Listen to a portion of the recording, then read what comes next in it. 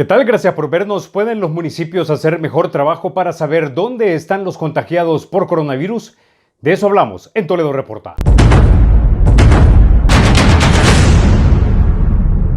Mario Ponce, presidente de la Asamblea Legislativa en República de Canal 33, dijo que dejaba en claro que cualquier decreto que apruebe la Asamblea será para dar potestad y facultados al Ministerio de Salud y no a los alcaldes. Eso se enmarca en las discusiones recientes en torno a que si debemos volver a cuarentena o no, y si hay que volver, a qué tipo de cuarentena se debería volver. ¿Sería nacional, por zonas geográficas, por municipios o focalizadas? El presidente Ponce parece dejar claro que aprobarán una ley con conocimiento técnico sustentándola y no necesariamente lo que el Ejecutivo le pida. Pero está claro también que quien lleva las riendas del combate a la pandemia es la presidencia Bukele. Al noticiero Hechos, el doctor Rolando Masis, epidemiólogo del Ministerio de Salud, le explicó tres conceptos básicos: control, eliminación y erradicación del virus. Hablando del primer concepto, el control. ¿Pueden los municipios hacer algo para colaborar con la identificación de casos, su localización y hacer tener mayor control? El doctor Óscar Picardo, director del Instituto de Ciencias de la Universidad Francisco Gavidia, cree que sí, y con él conversamos. Doctor, comencemos entonces sacando de la mesa de discusión el rifirrafe que tuvo usted con el presidente de la República. Y es que para muchos en este país el presidente ha ignorado a su conveniencia quizás, o tal vez no confía plenamente en la academia salvadoreña. Sí, efectivamente, Carlos, es un tema de estilo, creo, ¿verdad? Cada presidente tiene su estilo. Este presidente tiene la característica de, digamos, propone ideas, proyectos, políticas, pero es poco abierto a escuchar otras voces.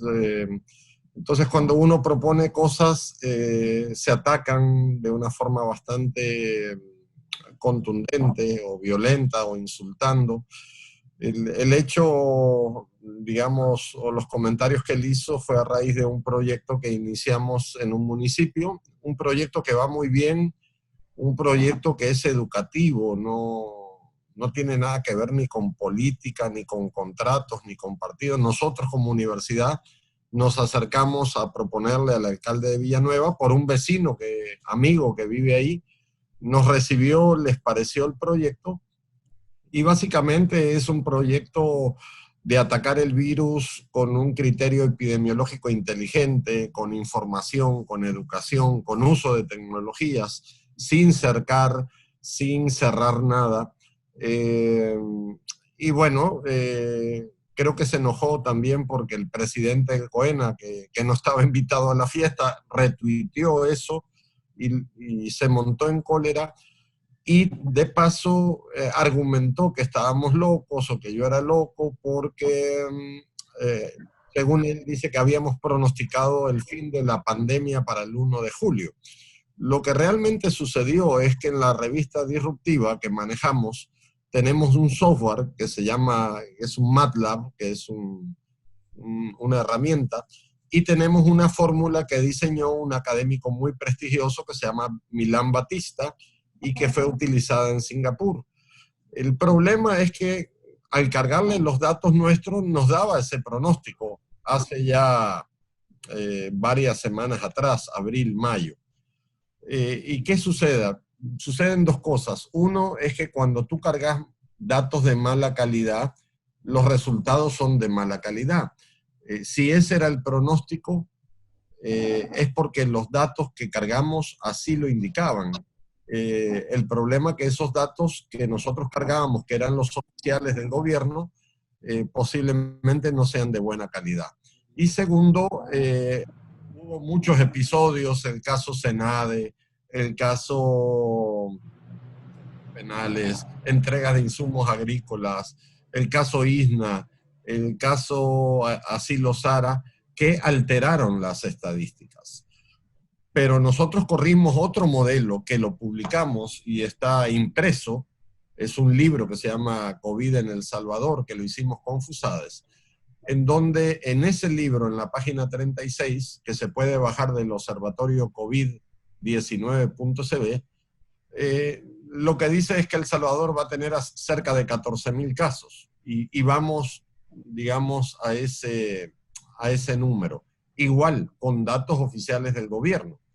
O sea que si esos modelos no funcionan, es porque los datos del gobierno están mal, porque en otros países con ese mismo modelo se ha pronosticado bien y nosotros no hemos tocado la fórmula del modelo, solo le pusimos los datos del gobierno. Así que así las cosas. En conclusión, primero el presidente criticó un proyecto sin haberlo leído, sin haberlo conocido, con criterio político, y además se equivocó en acusarnos de un mal uso de datos cuando los datos son de él. Esa es la realidad. Bueno, antes de entrarle de lleno entonces a la propuesta que ha trabajado junto con el Instituto de Ciencias y que aceptó el alcalde de San José Villanueva, tengo entendido que ya este proyecto tuvo apoyo de la gremial de gremiales de la empresa privada aquí en este país. Mucha gente se nos ha acercado, empresarios, sobre todo empresarios, el Colegio de Médicos también, la NEP misma, porque les parece un modelo complementario, yo creo que así lo es, porque es un modelo educativo que insiste en concientizar a la gente y porque usa tecnología. Es un modelo que genera un mapa interactivo del municipio en el cual aparecen los riesgos. Los riesgos se cargan con una aplicación móvil. Te voy a poner un ejemplo para entenderlo. Resulta que en el municipio hay 3 tiendas. En una tienda se cumplen los protocolos, la señora usa su mascarilla. En otra tienda no se cumplen los protocolos. Y hay una tercera tienda en donde muchos contagiados posiblemente han ido a ella y ahí se han contagiado. La pregunta que yo te hago, Carlos, ¿a cuál tienda irías a comprar? Entonces tú me dirías, bueno, a la que cumple el protocolo, ¿verdad? Entonces tú vas a poder entrar al mapa de San José Villanueva, que ya está en la página web, y vas a poder identificar dónde están los riesgos, ¿verdad? Vamos a hacer un levantamiento de datos y vamos a ubicar en qué zonas aparecen casos sospechosos, contagiados, recuperados, que no son muchos, por cierto, pero eso te va a dar un mapa que te va a permitir, digamos, a través de inteligencia artificial, saber moverte. Y también vamos a preguntar cuáles son las rutinas de la gente en los últimos 3 días, a qué lugar frecuentan más, porque de repente podemos identificar que algunos de los casos sospechosos o contagiados han ido al mismo cajero electrónico, o a la misma gasolinera, o a la misma tienda. Entonces, todos esos datos te alimentan un modelo inteligente y la gente ya va a poder tomar mejor decisión. Ese es el modelo, básicamente. Como puedes ver, no interfiere en nada, no requiere de decretos, no le obstruye la movilidad a nadie. Lo que hacemos es usar información y ponerla al servicio de la gente. Tiene también una campaña de comunicación, afiches, tiene un semáforo donde hemos puesto que las comunidades pueden ser verdes, seguras, amarillas, riesgosas o rojas, peligrosas. Ese semáforo se va a colocar en cada comunidad, en la San Paulino, en la San Carlos, en la Hacienda, en Miramar, en todas las colonias, barrios y residenciales, para que la gente tome conciencia y cuide su comunidad. Sí. Entonces, este sistema que van a implementar en San José Villanueva implica que las personas, como condición, posean un teléfono celular inteligente, y 2, que bajen el app que ha preparado el Instituto de Ciencias. No necesariamente. Nosotros el equipo de encuestadores de la UFG es la que va a levantar la información. Es otra posibilidad muy buena que la gente misma cargara, pero lamentablemente, por lo que hablábamos antes del programa, que la gente tiene poco saldo, bajar una aplicación le consume datos y posiblemente no sea tan efectiva. Ok, entonces, si voy entendiendo bien, la modalidad es que existirá un sitio web en el cual estará disponible la información que será alimentada por encuestadores del Instituto de Ciencias en conjunto con encuestadores de la Alcaldía de San José Villanueva. Correcto. Así es. Y este proyecto que van a llevar en conjunto, ¿lo van a realizar todos los días? Es decir, todos los días andarán encuestadores de las dos instituciones en las calles verificando las condiciones del municipio? No todos los días vamos a tener días de levantamiento. Vamos a ver la dinámica. Un primer levantamiento va a ser de 1.200 encuestas. Primero evaluamos hacerlas por teléfono, pero la vamos a hacer presencial. Vamos a capacitar, vamos a darle el equipo, alcohol gel, mascarilla, indicaciones de distanciamiento social y haremos el levantamiento. Una vez que esa primera base nos alimente, nos va a dar una situación y de ahí en adelante haremos monitoreo o vigilancia focalizada en zonas, digamos, si identificamos que en la residencial Miramar no hay riesgo, pues se va a mantener así, y si en la Paulino vemos riesgo, vamos a atacar más con educación a la Paulino, ¿verdad? Posiblemente a la semana, 15 días, hagamos un segundo levantamiento. Ahora, ¿cuál es el porcentaje de encuestados? Usted ya mencionó 1.200 personas versus la cantidad de gente que vive en el municipio. Son 13.000 habitantes, alrededor de 2.500 familias, o sea que básicamente casi la mitad de las familias de todo el municipio vamos a entrevistar, ¿verdad? Vamos a visitar, o sea que se va a hacer un trabajo bastante representativo y con una muestra muy alta que nos va a dar información muy valiosa. ¿Cuál va a ser el nivel de confianza entonces de estos datos? 95% con un error muestral de más o menos 2.3, 2.5, que es lo que manejamos generalmente. Sí, el criterio va a ser polietápico, representativo por género, pero más enfocado a la territorialidad, es decir, el municipio se divide en 5 grandes regiones, hay como 15 cantones y vamos a tomar muestras de todos los cantones residenciales y colonias.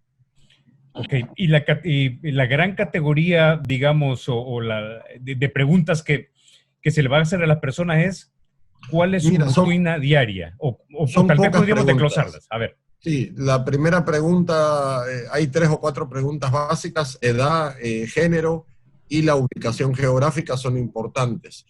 Y luego hay 4 preguntas de la situación: si es expuesto, si es infectado, si es nexo o si es recuperado, básicamente. Y por último, ¿cuáles son los lugares que más ha frecuentado en los últimos 3 días?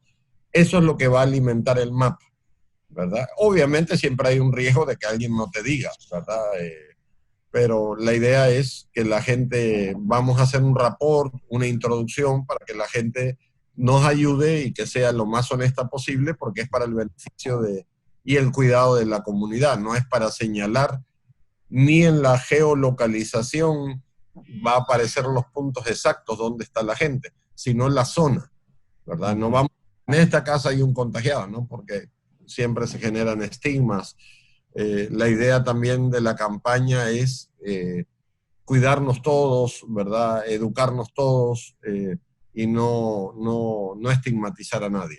Ahora, dentro de esas categorías que usted mencionó que le van a preguntar a las personas o cómo las van a clasificar, el término expuesto significa que todos somos expuestos, básicamente. O sea, exactamente. Si yo soy expuesto y no estoy contagiado o no tengo síntomas, ¿verdad? Y obviamente no soy recuperado, ¿verdad? Porque no he tenido la enfermedad. Entonces, todos los expuestos en el mapa van a ser verdes. Todos los sospechosos o que han tenido algún síntoma podrían ser amarillos, y si hay algún contagiado activo en la casa sería rojo, y los recuperados azul. Entonces, esos son como los colores de una especie de semáforo que te va a presentar la foto de cómo está el municipio. Según la unidad de salud, solo hay 3 casos sospechosos, o sea que solo hay 3 amarillos en el municipio. Okay. Entonces, esta encuesta definitivamente debe contar con la total y absoluta franqueza de la persona a la que se encueste. Correcto. En las estadísticas oficiales de gobierno aparecen 10 casos. Pero, en la unidad de salud aparecen 3 sospechosos. ¿Qué sucede? Que puede haber gente con DUI domiciliado en el municipio y que no viva ahí, y que sí lo tengan reportado como caso COVID, ¿verdad? También tenemos, por ejemplo, desde enero al 22 de junio han habido 17 fallecimientos del municipio. No sabemos la data de todos, pero sí hay 17 y de esos 17 hay uno sospechoso de COVID y ya sabemos en qué zona es. Eso nos permite focalizarnos y ya esa zona tomarla muy en cuenta. Y como las encuestas son presenciales, es decir, a la gente se está asumiendo que si alguien está en un lugar de residencia es porque vive ahí. San José Villanueva no es un municipio con una gran cantidad de personas. ¿Es esto replicable en municipios más populosos como Soyapango, como Ilopango, como Sí. San Salvador, como Mexicanos? Sí, justamente escogimos este municipio por las facilidades para el pilotaje. Esto es escalable, ¿verdad? Obviamente requiere un poquito más de recursos. Digamos, en municipios, hay municipios mucho más complejos que tienen mercado. Este municipio no tiene mercado. Y hay otras consideraciones demográficas de densidad, pero consideramos que para implementar toda la experiencia era el ideal. Posteriormente se harán recomendaciones para municipios de mayor densidad, porque a pesar de la cantidad de casos, la atomización de los mismos no están concentrados. O sea, hay muchos casos en Soyapango, pero si tú tuvieras la estadística a mano, podés ubicar a dónde están esos casos geográficamente y podés acercarte con la campaña educativa. Otro elemento que no te había comentado es que justamente la empresa privada nos va a donar los kits y le vamos a dar un protocolo de higiene a la gente en la casa. Le vamos a dar un kit, una bolsita que lleva máscaras N95, no de tela, y que lleva alcohol gel, y el protocolo de cómo usarlo, ¿verdad? Y que tengan precaución cada vez que reciben dinero, cambio, etc. Entonces, eso también va a generar otro cambio, ¿verdad? Porque nadie ha pensado en un protocolo doméstico. Y eso va a ayudar a que la gente se cuide más y se le va a decir qué hacer con eso. ¿La duración de este proyecto será la duración de la emergencia? Pues estamos trabajando con, digamos, un plan de un mes. Aquí el tiempo vuela. Tenemos como 12 o 13 alcaldías que están interesadas y que posiblemente les podamos dar insumos. Así que... Ahora, doctor Picardo, ¿cuánto cuesta un proyecto como este? Más o menos hicimos un presupuesto eh, considerando también que hay muchos donantes. Un municipio como este, pequeño de 13.000, lo más costoso es el levantamiento de encuestas, que más o menos anda en $3.000, $4.000. Insumos que vamos a regalar los donaron, pero igual son $1.600. El diseño gráfico es especie, aporte de la universidad. Todo el diseño también es especie, aporte de la universidad. Es un proyecto barato para las millonadas que se gastan en otras cosas que no sabemos. Si yo multiplicara, digamos, sabiendo que hay municipios más complicados, pero si yo te multiplicara el costo real ahora, que puede andar por el orden de los $5.000 por 262 municipios, es un proyecto de $1 millón, ¿verdad?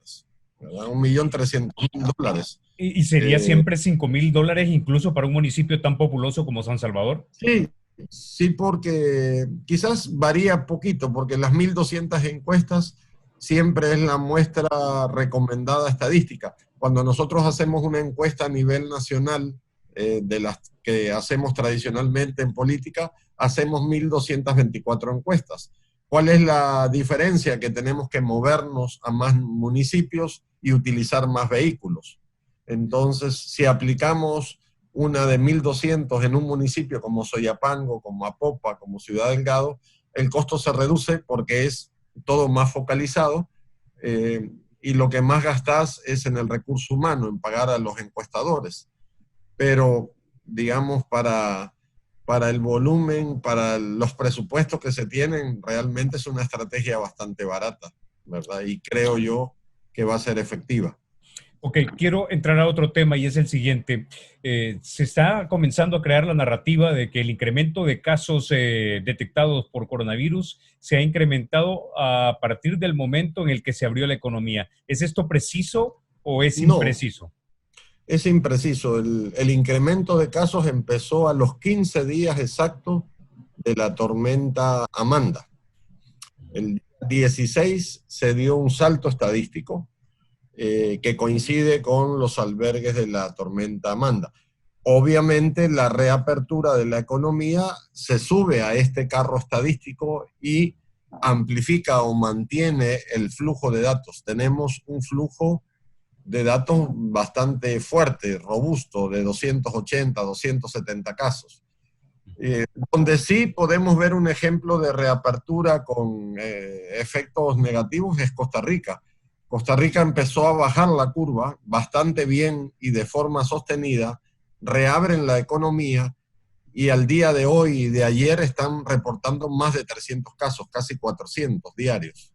¿Estamos realizando la cantidad idónea de pruebas para detectar y tener una visión real de la cantidad de personas que tenemos contagiadas de coronavirus? Pues mira, el registro que se presenta en la página web es altísimo. Yo creo que extremadamente alto para un país como el nuestro. Eh, Todos los días se anuncian 2.400, 2.500 pruebas. Sin embargo, los médicos te dicen de que no hay pruebas o que cuesta mucho conseguir las pruebas. Eh, no es un tema fácil. Es decir, Entonces, ¿no son confiables las cifras? yo no confío mucho, sinceramente. Nosotros tenemos una base de datos que conseguimos en donde hay un registro de 400 muertos por COVID y cerca de 400 sospechosos de COVID. Estamos hablando de 800. Sin embargo, el registro oficial para la misma fecha hablaba de 152, mucho menor a 400 casos de esa base de datos que a la fecha nadie la desmintió y la publicamos en la revista Disruptiva. Entonces, más el episodio de aquel memorándum, no sé si recuerdas, del Sí. 7 de junio, en donde el personal del laboratorio manifestó que había cierta manipulación de casa presidencial. Entonces, a partir de ahí y de otros datos que hemos valorado, no confiamos mucho en los datos que se presentan. Bueno, doctor, entonces, de acuerdo al modelo matemático que ustedes están utilizando en el Instituto de Ciencias, Milán Batista me dijo que se llamaba el autor, ¿no? Ese es El uno, creador. el que utilizamos recurrentemente es el SEIR. El Zaire, ok. De acuerdo a este modelo que ustedes están manejando, usted puede arrojar, digamos, una cifra de la totalidad o potencial de contagiados que hay en El Salvador. Hay dos cifras. El modelo arroja un potencial de 14.000 casos. Si consideramos la base de datos de los 400 muertos, estamos hablando de 16.000 casos. Y si consideramos el dato de los sospechosos más los muertos de COVID, que serían cerca de 800, el número se elevaría a 80.000. Es un dato posible, alto, a mi juicio muy alto. Yo me quedaría más con el caso de 14.000, pero acuérdate que hay mucha gente contagiada que no se le ha aplicado pruebas. Entonces, cuando tú ves un dato de 7.000, 8.000 contagiados, es posible que haya otro tanto de gente no identificada afuera. Por lo tanto, la cifra de 14.000 no me suena descabellada y la cifra de 80.000 quizás fuera una posibilidad real, ¿verdad? La ventaja es que hay mucha gente asintomática que ni se le hace la prueba y se cura, digamos, por el ciclo de la enfermedad. Entonces, eso no aparece en las estadísticas. Es decir, rigurosamente en este momento no podemos afirmar que existen los 80.000 casos, sino que es una especulación informada Sí, quizá, pero sigue siendo especulación. correcto. Ok, Yo me quedaría con la cifra de 14.000, suena mucho más, que sería casi digamos, el doble de lo que está reportado en función de la cantidad de asintomáticos que nunca se les van a hacer pruebas y se van a curar. Ahora, una pregunta más y es la siguiente. ¿Se ha retrasado la reapertura en la fase 2?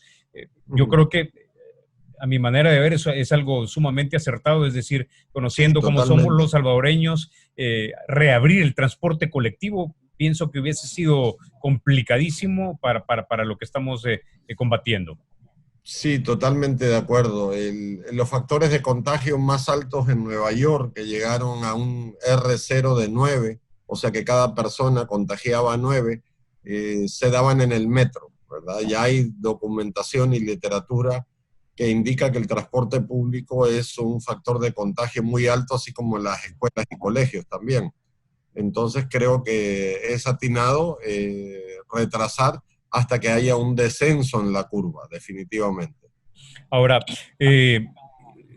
vamos entonces para una situación que es una anomalía para El Salvador, por lo menos, no sé, un par de meses más, o si es que no todo el año. Sí, así como va de lento el progreso, la aceleración y el dinamismo de contagio, yo calculo que, digamos, pareciera que estamos como a mitad de camino y que así como subimos, también vamos a bajar estadísticamente. No va a haber una bajada, digamos, vertiginosa, sino que va a ser lenta, ¿verdad? Pasar de, qué sé yo, de 300 casos a 200, de 200 a 150, de 150 a 100, y si todo va bien, va a ir descendiendo, pero va a ser lento. Y ya empezamos 18 de marzo, abril, mayo, junio, julio, ya vamos para 3 meses, yo calculo que menos de 3 meses más para ir a la situación, digamos, sin mayor nivel de contagio, con R sub 0 menor a 1. O sea, por lo menos 3 meses. Por lo menos 3 meses. Lo propuesto por el doctor Picardo puede reducirse en esta frase: el gobierno que gobierna más de cerca es el gobierno que gobierna mejor, en este caso las alcaldías. Estemos de acuerdo o no con eso ya es otro debate. Suscríbase a Toledo Reporta en redes sociales, YouTube, Facebook, Twitter, y más entrevistas que dan gusto como esta las puede encontrar. Sus comentarios, preguntas, sugerencias, críticas son bienvenidas. Y cuando las escriban, no sea good morning. Si no se sabe la palabra, búsquela en el diccionario. Recuerden, porque la República es de todos, hay que cuidarla.